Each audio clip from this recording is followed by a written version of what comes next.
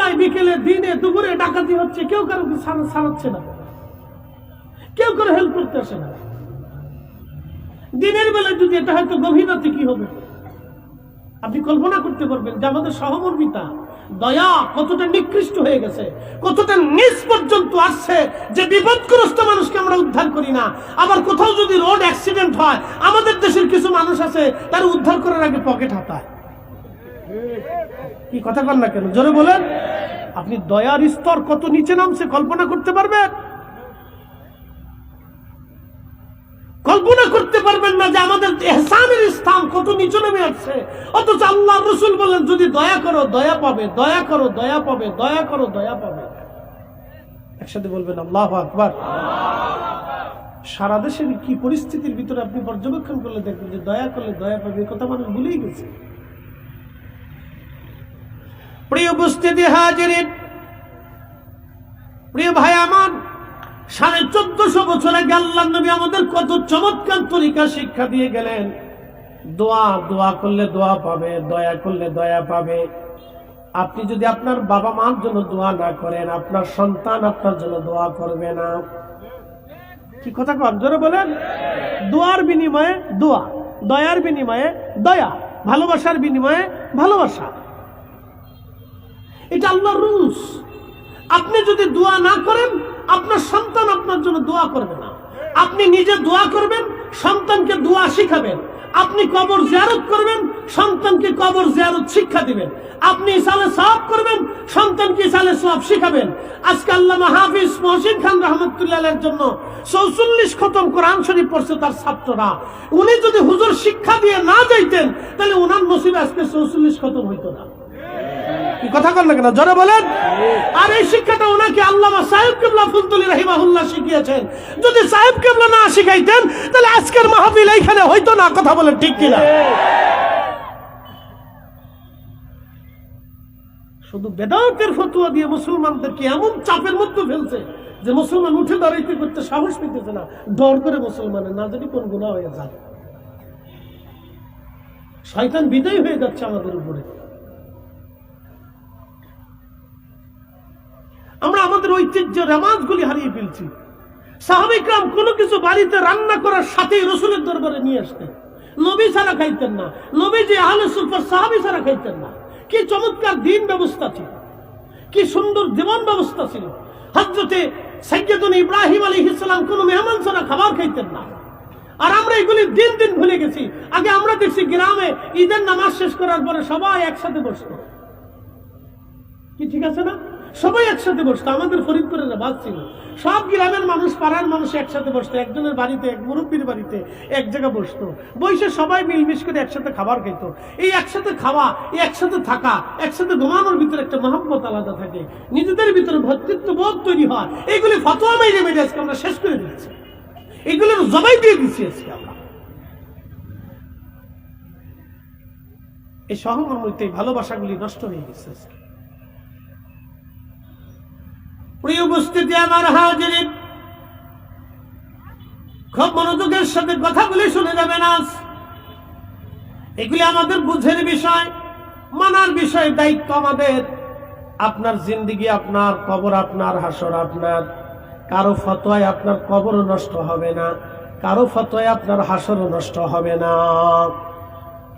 আপনার আখিরাতের সদাই আপনাকে নিয়ে যেতে হবে, যে আপনার মেহশরের সদাই আপনাকে নিয়ে যেতে হবে। আল্লাহ আমাদেরকে শ্রেষ্ঠত্ব দিলেন, কুনতুম খায়রা উম্মাহ, খায়রা উম্মাহ করলেন, সর্বশ্রেষ্ঠ জাতি বানাইলেন। কারণ এই উম্মতের দয়া বেশি, উম্মত দয়া করবে। আল্লাহর বান্দা বললেন, ও রব, আমি জীবনে কোনো ভালো কাজ করি নাই, একটা ভালো কাজ আমি করেছি আল্লাহ। ভালো কাজটা হলো আল্লাহ আমার এই দিন মজুর সারাদিন পরিশ্রম করে একসা গম, আল্লাহ গমের বিনিময়ে তারে গরু দিয়ে দিলাম। আমার দিন মজুর খুশি মনে গরুগুলি নিয়ে চলে গেল। আল্লাহ আল্লাহ আমলটা যদি তোমার পছন্দ হয়, আল্লাহ নবী সহিহ বুখারীর কিতাবুল আম্বিয়ার মধ্যে নবীজি বলতেছেন, তখন গুহার মধ্যে পড়ে, পাহাড়ের গুহার ভিতরে পড়ে আল্লাহর বান্দা কাঁদে, বলে আল্লাহ আমলটা যদি তোমার কাছে পছন্দ হয়, এই ইহসান দয়াটা যদি তোমার কাছে ভালো লাগে আল্লাহ, তাহলে আজকে তুমি আমার দয়া করো, পাথর গুহা আটকাই দিয়েছে, সরানোর ক্ষমতা নাই। আল্লাহ তুমি আমাদের গুহা থেকে পাথর সরাইয়া দাও। আল্লাহ নবী বললেন, সাথে সাথে টাস করে পাথরের এক অংশ গুহার সামনে থেকে সরে গেল। একবার জোরে বলা যাবে কি সুবহানাল্লাহ। দয়ার বিনিময়ে দয়া, দয়ার বিনিময়ে দয়া। এই যে রমজান আসতেছে, আপনি যদি সামর্থ্যবান থাকেন তাহলে আপনি নিয়ত করেন না যে আপনার গরিবের প্রতিবেশী আত্মীয় স্বজন যারা আছে তারা কেউ ক্ষুধার্ত থাকবে না। আপনি নিয়ত করেন, যদি আল্লাহ আপনাকে সামর্থ্য দেয়। আমার কথা অনেকে শুনতেছেন, অনলাইন অফলাইনে লক্ষ লক্ষ মানুষ আমার এই রমজান ওয়াজ শুনবে। আমি সকল সামর্থ্যবানকে বলবো, বিত্তবানকে বলবো, আমার দেশের ছেলেরা কেন চুরি করবে, ডাকাতি করবে, কেন তারা খুন খারাপি করতে যাবে? কারণ অভাবের মধ্যে পড়ে মানুষের স্বভাব নষ্ট হয়ে যায়। কথা ঠিক আছে না ভাই? মানুষের অভাবে স্বভাব নষ্ট হয়। আপনি দেখেন তো কুলাউড়ার কোন ধনী বংশের ছেলে ডাকাতি করবে? দেখাইতে পারবেন? কোন ভদ্র ফ্যামিলির ছেলে ডাকাতি করবে দেখাইতে পারবেন? পারবেন না। কোন ভদ্র ফ্যামিলির ঘরের ছেলে ডাকাতি করবে, কারণ তারা জানে আমার তো অভাব নাই, আমি ডাকাতি করতে যাবো কেন? আমার তো অভাব নাই। অভাবে মানুষের স্বভাব নষ্ট হয়ে যায়। রাষ্ট্রযন্ত্র তার জন্য দায়ী। আমার দেশের 5 লক্ষ ছেলে পেলে আছে যারা একেবারে পরিচয়হীন। আপনি কল্পনা করতে পারবেন পরিচয়হীন যাদেরকে বলে, হ্যাঁ আমাদের দেশে কি বলে, এই যারা রেল লাইনের আশেপাশে বাস স্ট্যান্ডে বিভিন্ন জায়গায় থাকে, হ্যাঁ টুকাই বলে, অথবা আমাদের দেশে আরো কি বলে, এই ছেলে পেলেরা প্রায় 5 লক্ষ আছে। বলেন আমাদের রাষ্ট্র যদি এদের কর্মসংস্থানের ব্যবস্থা করতে না পারে তাহলে 5 লক্ষ চোর ডাকাত হবে আমার দেশে। কি কথা কর না কেন? যেখানে আমার ছেলে, আপনার মেয়ে, আপনার মেয়ে, আমার ছেলে, আপনার আত্মীয়, আমার আত্মীয়, আপনার স্ত্রী, আমার স্ত্রী, কেউ নিরাপদ না, কেউ নিরাপদ না। এখনই যদি তাদের বিষয়ে রাষ্ট্রের চিন্তা যদি মাথায় না আসে তাহলে আপনি পুলিশ আর সেনাবাহিনী দিয়ে কন্ট্রোল করতে পারবেন না। তো এরকম লক্ষ লক্ষ যুবক চুরি ডাকাতির ভিতরে ঝেপে যাবে। যদি আপনি এখনই কন্ট্রোল করতে না পারেন তাহলে আগামীর জন্য অনেক ভবিষ্যৎ বড় কঠিন হয়ে যাবে। তা আমাদের দেশের ধনী যারা আছে, আমার এই ওয়াজ অনেকে শুনবে, যারা ধনী আছে, সম্পদশালী আছে, তাদের উচিত হলো এক ফার্স্ট এই মাহে রমজানে দেখতে হবে তার আত্মীয় স্বজন দরিদ্র আছে কিনা, তার ঘরের মধ্যে খাবার নিশ্চিত করতে হবে। কথা ঠিক আছে না ভাই? 2 নম্বর, তার প্রতিবেশীর মধ্যে দরিদ্র আছে কিনা, তাদের ঘরের মধ্যে খাবার নিশ্চিত করতে হবে। 3 নম্বর, তার গ্রামের মধ্যে দরিদ্র আছে কিনা, যদি থেকে থাকে তাহলে তার ঘরে খাবার মাহে রমজানে নিশ্চিত করতে হবে। এরকম সব বাংলাদেশের ধনীরা যদি তার প্রত্যেক গ্রাম এরকম করে তাহলে আশা করি অনেক অপরাধ প্রবণতা কমে যাবে, আমাদের দরিদ্র মানুষের জন্য ইহসান হবে, দয়া হবে। প্রিয় উপস্থিতি হাজিরিন, খুবই মনোযোগের সাথে শুনবেন। দয়া করলে দয়া পাওয়া যায়। সহিহ বুখারী থেকে আমি আপনাদেরকে আরেকটা হাদিস শরীফ শোনাই। নবীজি বললেন, পূর্ব জমানার একজন মহিলা ছিল বড় নামাজি, নামাজ পড়তো মহিলা, কিন্তু তার বাড়ি একটা বিড়াল ছানা ছিল, বিড়াল। এই বিড়ালের গলার মধ্যে রশি বেঁধে বিড়ালটাকে ঘরের মধ্যে বেঁধে রাখতো, খাবার দিত না, মাঝে মধ্যে দিত, মাঝে মধ্যে দিত না। এইভাবে ক্ষুধার্ত থেকে থেকে বিড়ালটা মারা গেল। ক্ষুধার্ত থেকে বিড়াল মারা যাওয়ার কারণে ওই নামাজি মহিলার সমস্ত নামাজ ইবাদত গুলি আল্লাহ কর্মফল নষ্ট করে দিয়ে তাকে জাহান্নামী বানিয়ে দিলেন। সহিহ বুখারীতে নবী বললেন, ওই মহিলাকে আল্লাহ জাহান্নামী বানিয়ে দিলেন। কারণ কি? সে বিড়ালকে কষ্ট দিল, বিড়ালকে মারলো, বিড়ালকে খাবার না দেওয়ার কারণে ক্ষুধার্ত বিড়াল মারা গেল।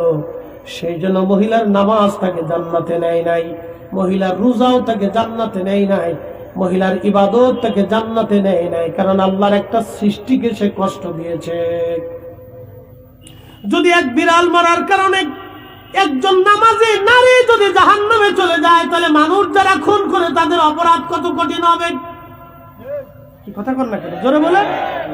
যারা মানুষ খুন করে, যারা মানুষকে হত্যা করে, মানুষকে কষ্ট দেয়, মানুষের সম্পদ জোর করে ডাকাতি করে নিয়ে যায়, তাদের পরিণতি কি হবে? তাদের কত ভয়াবহ কঠিন পরিণতি হবে। ইয়া রাব্বি, আমরা জানি না কত ভয়াবহ পরিণতির শিকার তাদের হতে হবে, সে নিজেও জানে না। আল্লাহ কোরআনে বলেন, মান কাতালা নাফসান বিগাইরি নাফসিন আও ফাসাদিন ফিল আরদি ফাকান্নামা কাতালান নাস জামিয়া, তোমরা যদি কোনো নিরপরাধ মানুষকে হত্যা করো, একজন নিরপরাধ মানুষকে তুমি মেরে ফেলে দাও, সে হিন্দু হোক, বৌদ্ধ হোক, খ্রিস্টান হোক, শিখ হোক, ইয়াহুদি হোক, নাসারা হোক, যে জৈন হোক, মাজুসি হোক, নাস্তিক হোক, মুসলমান হোক, একজন নিরপরাধ মানুষকে তুমি যদি হত্যা করো, নিরপরাধ, সে কোনো অপরাধ করে নাই, নিরপরাধ মানুষকে তুমি যদি মেরে ফেলে দাও, আল্লাহ কোরআনে বললেন तमाम দুনিয়ার মানব জাতিকে হত্যা করলে যে অপরাধ, একজন নিরপরাধ মানুষকে মেরে ফেললে সে অপরাধ। আল্লাহ এখানে মান কাতালা নাফসাম, মানুষের কথা বলেছেন, মুসলমানের কথা আল্লাহ বলে নাই। মান কাতালা নাফসাম বিগাইরি নাফসিন, সে কাউকে হত্যা করে নাই, আও ফাসাদিন, অথবা সে ফাসাদ সৃষ্টি করে নাই, পৃথিবীতে সে রাহাজানি, ধর্ষণ, অন্যায়, জুলুম করে নাই, সে নিরপরাধ একজন মানুষ। তুমি যদি তাকে হত্যা করো, तमाम পৃথিবীর মানুষকে মেরে ফেললে যে অপরাধ, একজন নিরপরাধ মানুষকে মেরে ফেললে সে অপরাধ। এই জন্য আপনি দেখবেন সারা পৃথিবীর কোন সুফিরা, সুফিদের কাছে সব ধর্মের মানুষ যাইত নিরাপত্তার জন্য, শান্তির জন্য, ভালোবাসার জন্য, দয়ার জন্য। কথা বলেন ঠিক কিনা?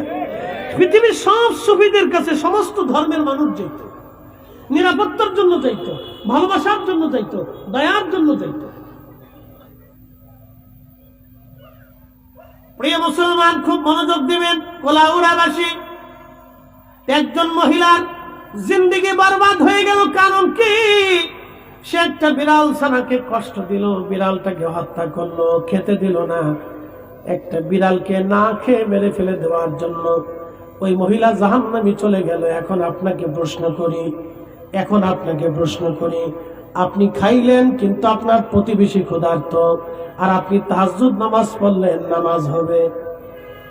নামাজ হবে কিন্তু কবুল হবে না। আবার বলি, বিড়াল মেরে ফেলে দেওয়ার জন্য মহিলার সারা জীবনের নামাজ শেষ, রোজা শেষ। বিড়াল মারার কারণে মহিলার সারা জীবনের নামাজ শেষ, রোজা শেষ, ইবাদত শেষ। তাহলে আপনার প্রতিবেশী ক্ষুধার্ত থাকবে আর আপনি পেট ভরে খেয়ে তাহাজ্জুদ নামাজ পড়বেন। আবার আপনি আপনার প্রতিবেশী ক্ষুধার্ত থাকবে, রমজান ইফতার পাবে না। আপনি 2 লক্ষ টাকা খরচা করে ওমরা করতে যাবেন, আল্লাহ রসুলের রওজা শরীফের পাশে সালাম দিবেন, আসসালাতু ওয়াসসালামু আলাইকা ইয়া রাসূলুল্লাহ। নবী তখন কি জবাব দিবে? আল্লাহ রসুল বললে, হে আমার উম্মত, তোমার প্রতিবেশী, তোমার আত্মীয় ক্ষুধার্ত রেখে তুমি আমাকে সালাম দিতে আসছো, অথচ আমি নবী নিজে না খেয়ে আমার গরিব উম্মতকে আমি খাওয়াইছি, আর তুমি আমার গরিব উম্মতকে খাবার না দিয়ে তুমি চলে আসছো আমাকে সালাম দেওয়ার জন্য। তুমি আমাকে সালাম না দিয়ে তুমি যদি গরিব উম্মতকে খাবার দিতা, আমি রসুল এই সালামের চাইতে তোমার এই গরিব উম্মতকে খাবার দিলে বেশি খুশি হইতাম। কি কথা ঠিক আছে না ভাই? আছে তো। আবার মাহে রমজান শেষ হইলে আপনি জাকাত দিবে একটা সিরা লুঙ্গি, 150 টাকার লুঙ্গি, 200 টাকার পাঞ্জাবি, 300 টাকার 3 পিস। যে লুঙ্গি পরলে একবার মাসখানিক পরার পরে নিচ দিয়ে উপর দিয়ে ফাইলে ছিঁড়ে একবারে শেষ হয়ে যায়, ওটা আর মাসখানিক পরে পরা যায় না। তো এই জাকাত তো এইগুলি না। জাকাত হচ্ছে আমার যে সুন্দর পাগড়িটা যেমন পছন্দ, আমার ভাইয়ের জন্য ওইরকম একটা পাগড়ি কিনে দিতে হবে। আমার যে জুব্বার কাপড়টা পছন্দ, দিলে আমার এক ভাইকে ওইরকম একটা কাপড় কিনে দিতে হবে। কথা ঠিক আছে না ভাই? এই জন্য তাকে মূল্যবান অথবা আপনি ভালো একটা জিনিস দেওয়ার চেষ্টা করবেন যাতে সে সন্তুষ্ট হয়, খুশি হয়। এটা হলো জাকাত। তো প্রিয় উপস্থিতি, আপনি একটু দেখেন, দয়ার বিনিময়ে দয়া, এহসানের বিনিময়ে এহসান, এই কথাটা আপনাদেরকে আমাদের সবাইকে শিখতে হবে। প্রিয় ভাই আমার, খুব মনোযোগ দিবেন। তো ওই মহিলা জাহান্নামে চলে গেল। কারণ কি? শুধু বিড়ালকে কষ্ট দেওয়ার জন্য, ক্ষুধার্ত রেখে হত্যা করার জন্য ওই মহিলা জাহান্নামে চলে গেলেন। আল্লাহ নবী এরপরে হাদিসে বলতেছেন, আর এক মহিলা পতিতা। ওই নারী পতিতাবৃত্তি করত, টাকার বিনিময়ে ওই নারী দেহ ব্যবসা করত। আপনি বুঝতেই পারতেছেন, টাকার বিনিময়ে যে মহিলা দেহ ব্যবসা করে, তার মতো নিকৃষ্ট মানুষ আর দুনিয়াতে নাই। পৃথিবীর সমাজ, রাষ্ট্র তাকে মেনে নিতে চায় না, পতিতাদেরকে কেউ মেনে নিতে চায় না। পৃথিবীর সমাজ থেকে বিচ্যুত থাকে, সংসার থেকে বিচ্যুত থাকে, রাষ্ট্র থেকে তারা বিচ্যুত থাকে। তাদের আলাদা বাসস্থান, আলাদা কর্মসংস্থান। এই পতিতা নারী টাকার জন্য কাস্টমারের জন্য দাঁড়িয়ে আছে, দেখতেছে একটা কুকুর হাঁপায়া হাঁপায়া জিহ্বা বের করে করে রওনা হয়ে গেছে। পতিতা নারীর মনে বড় মায়া লাগলো, আহা একটা কুকুর পানির অভাবে আজ কষ্ট করবে আর আমি দাঁড়িয়ে থাকবো, তা হয় না। তার পায়ের মধ্যে চামড়ার মোজা ছিল, এই মোজা খুলে এই পতিতা নারী মোজার মধ্যে রশি বেঁধে এই রশিখানা কুয়ার মধ্য দিয়া কুয়ার ভিতর থেকে পানি উঠাইয়া ওই তৃষ্ণার্ত কুকুর থেকে পানি পান করিয়া তৃষ্ণা নিবারণ করলো। দেখেন, শুধুমাত্র পানি পান করানোর কারণে। আল্লাহর হাবিব বলেন, আমার উম্মত শোনো, একটা কুকুরকে, তৃষ্ণার্ত প্রাণী একটা কুকুর যার ভিতরেও নাপাক বাইরেও নাপাক, একটা কুকুরকে পানি পান করানোর জন্য যদি একটা পতিতা নারীর জীবনের সমস্ত গুনাহকে আল্লাহ মাফ করে দিয়ে আমার রব আমার আল্লাহ তাআলা জান্নাতি বানিয়ে দিলেন। সুবহানাল্লাহ বলা যাবে না? আল্লাহু আকবার। তার মানে দয়ার বিনিময়ে দয়া, দয়ার বিনিময়ে, একসাথে বলেন, দয়ার বিনিময়ে দয়া, এহসানের বিনিময়ে এহসান। পতিতা নারী কুকুরকে পানি পান করে বেহেশত চলে গেল। তো পতিতা নারী যদি কুকুরকে পানি পান করে বেহেশত যাইতে পারে, তাহলে আমরা রোজাদারকে পেট ভরে খাওয়াইয়া গরিব রোজাদার উম্মতের বাড়ি খাবার পাঠাইয়া আমরা কি জান্নাতের আশা করতে পারি না? কি কথা বলেন, পারি না আমরা? হ্যাঁ, আমরা পারি। এই কাজে তো আমাদের করার দরকার, যেটা আসল করার দরকার এটাই আমাদের করার দরকার।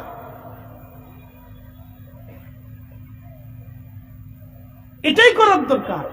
এটাই আল্লামা সাহেব কেবলা ফুলতলি রহমতুল্লাহ শিক্ষা দিয়েছেন তার বড় আওলাদ মুফতি সাহেব হুজুর করে।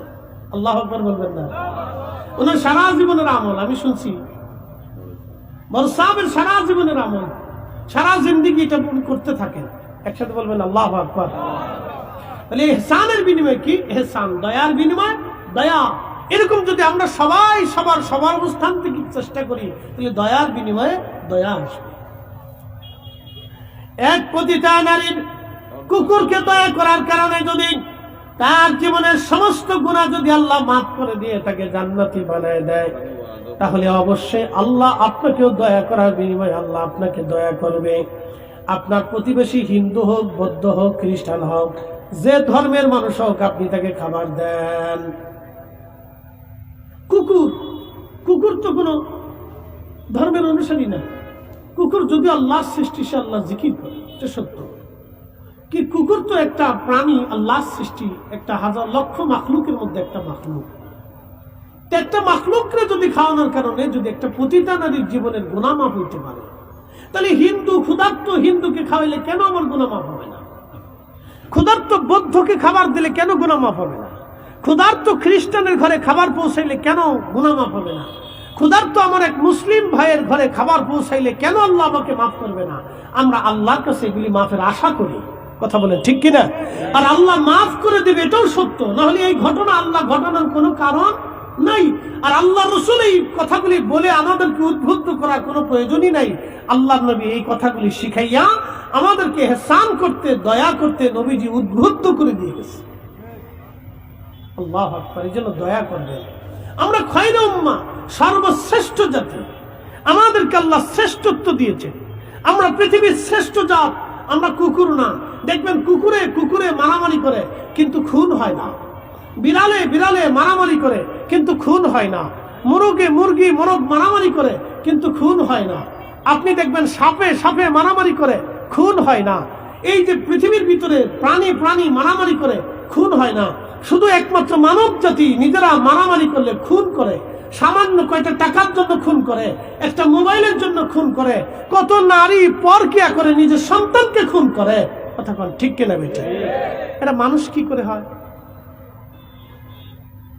এরা মানুষ হয় না। আপনি মুসলমানের হিসাব করে আসেন, মানুষের হিসাব আগে আসে। মুসলমানের হিসাব আরো পরে আসে। মুসলমান অনেক ঊর্ধ্বের কথা। আসলামতু লিরাব্বিল আলামিন। মুসলিম তো তাকে বলে যে নিজের জীবনের সব কিছুকে আল্লাহর জন্য বিসর্জন করে দেয়, সে তো মুসলিম। কাজী নজরুল লিখেছিলেন, আল্লাহতে পরিপূর্ণ ঈমান কোথা সে মুসলমান, আল্লাহতে পরিপূর্ণ ঈমান কোথা সে মুসলমান, আল্লাহতে পরিপূর্ণ ঈমান কোথা সে মুসলমান, আল্লাহতে পরিপূর্ণ ঈমান, কোথা সে মুসলমান। মুসলমান অনেক ঊর্ধ্বের জাত, মুসলমান অনেক ঊর্ধ্বের এক নিয়ামত সত্তা আল্লাহ দুনিয়াতে পাঠিয়েছেন মুসলমান। প্রিয় উপস্থিতি আমার, এই জন্য দয়ার বিনিময়ে দয়া, দয়ার বিনিময়ে দয়া। আপনি যত দয়া করবেন তত দয়া পাবেন, যত দয়া করবেন তত দয়া পাবেন। কিয়ামতের ময়দানেও আল্লাহ বান্দাকে দয়া করবে। যত দয়া করবেন তত দয়া পাবেন।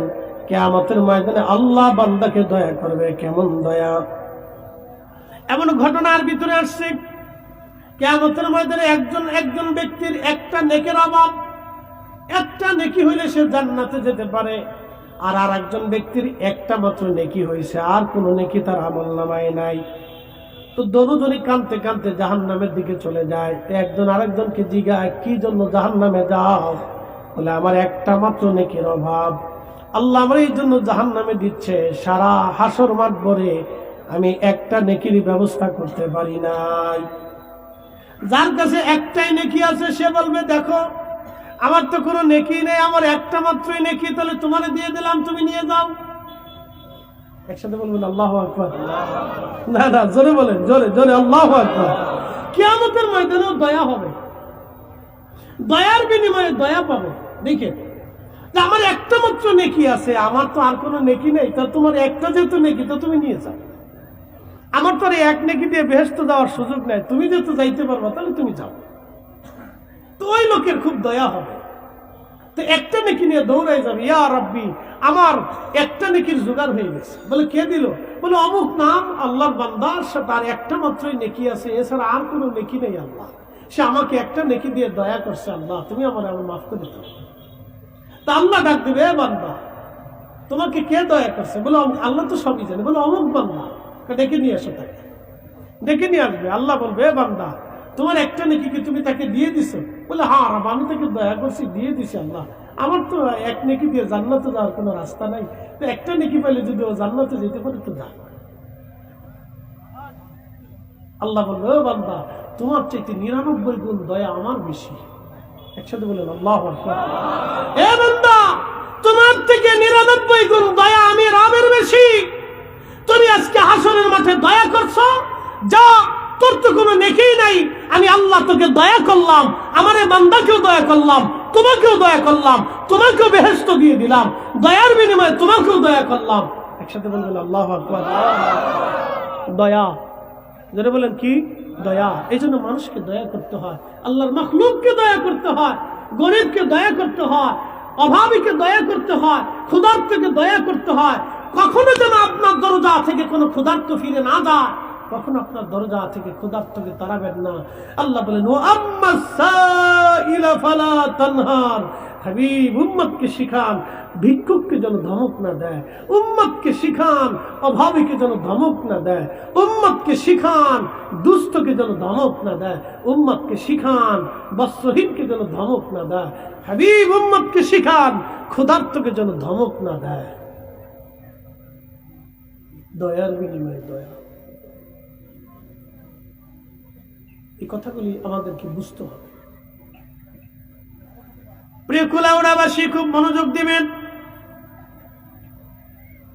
আপনি একটু চিন্তা করেন তো, আল্লামা হাফিজ মহসিন খান রহমাতুল্লাহ তিনি বহু মানুষকে এইভাবে শিখাইলেন দোয়া, কোরআন খতম, জিকির ফিকির। আজকে আমরাও আল্লাহ আমাদের অন্তরে কি দিয়ে দিল? দোয়া দিয়ে দিল। লক্ষ লক্ষ মানুষের ভিতরে সাহেব কেবলা দোয়া শিক্ষা দিলেন। আজকে কি হলো? সিলেটের রন্ধে রন্ধে লক্ষ লক্ষ হাত, কোটি কোটি হাত ওনার জন্য আল্লাহর দরবারে উত্তোলিত হয় না? আসতে বলেন না, জোরে বলেন। সিলেটে তো বহু রাজনীতিবিদ আছে, তাদের জন্য কি এরকম দোয়া হয়? আরো তো অনেক লক্ষ লক্ষ আলেম আছে, তাদের জন্য এরকম দোয়া হয়, কিন্তু ওনার জন্য হয় 360 জনের জন্য হয়। কথা ঠিক আছে না ভাই? আচ্ছা, 360 জনের এই বংশধর কি আমাদের ভিতরে আছে? তাদের লিখিত কোনো কিতাব আছে? কিচ্ছু নেই, কিন্তু 360 জনের কথা আমাদের হৃদয়ে আল্লাহ বদ্ধ করে দিছে। একসাথে বলবেন আল্লাহু আকবার। এদেশের কোটি কোটি আলেমরাও যদি তাদের বিরুদ্ধে ফতোয়া দেয়, তো মানুষ আলেম ছাড়িয়ে দেবে, কিন্তু তাদেরকে ছাড়বে না। যারা বলেন হাত উঁচা করে বলেন ঠিক কিনা? মানুষ তাদেরকে বয়কট করবে কিন্তু ওলিদেরকে বয়কট করবে না, কথা বলেন ঠিক কিনা?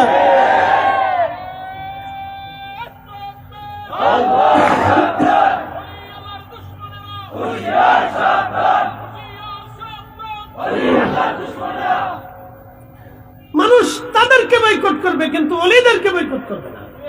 কারণ ওলিরা সৃষ্টিকে দয়া করত, আল্লাহ তাদেরকে দয়া করতে, তাদেরকে এতটা সম্মান আল্লাহ দিলেন যে আমাদের দিলকে তাদের দিকে রুজু করাই দিলেন, আমাদের দিলকে তাদের মোহাব্বত দিয়ে ভরে দিলেন। আপনি আপনার বাবাকে গালি দেন, আমার বাবাকে গালি দিলে কষ্ট হবে না, কিন্তু শাহজালাল রহমতুল্লাহকে গালি দিলে আমাদের বেশি কষ্ট হয়। কথা ঠিক আছে না? কেন? এটা আল্লাহ সৃষ্টি করে দিয়েছে, এটা আল্লাহ সৃষ্টি করে দিয়েছে। কষ্ট লাগে, ব্যথা লাগে, ওনাদের বিরুদ্ধচারণ করলে আমাদের অন্তরে ব্যথা লাগে। তাকে মানুষের কাতারে আমরা রাখতে মন চাই না।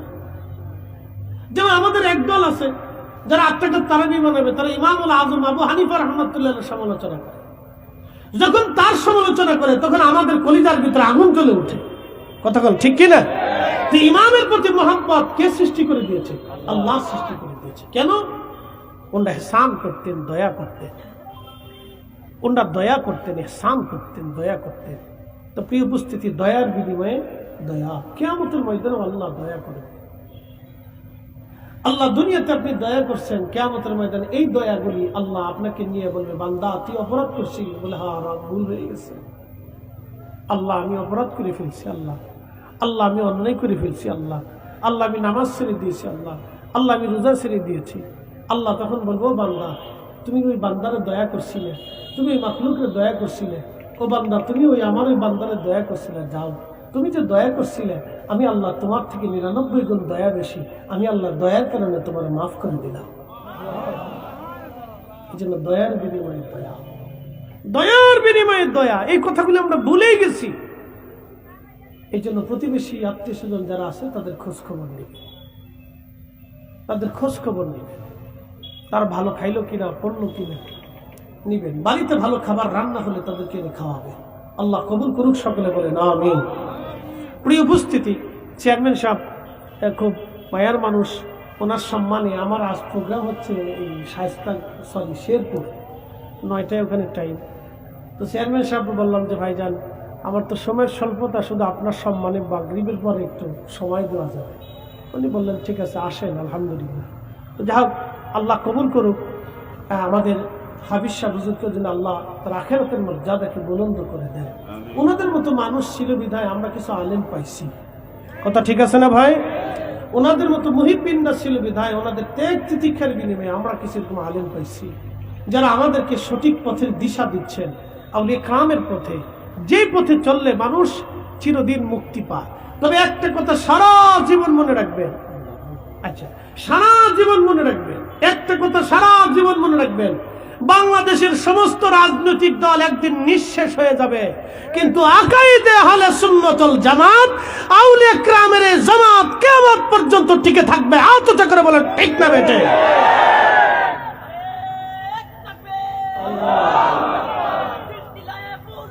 জিন্দাবাদ জিন্দাবাদ, বাঁচাও ঈমান বাঁচাও দেশ, কিবলা নির্দেশ, কিবলা নির্দেশ, বাঁচাও ঈমান বাঁচাও দেশ। আবার বলি, বাংলাদেশ থেকে একদিন সমস্ত রাজনৈতিক দল নিশ্চিহ্ন হয়ে যাবে, কিন্তু আউলিয়া কিরামের সিলসিলা কিয়ামত পর্যন্ত থাকবে। এই বিশ্বাস হয়নি আপনাদের?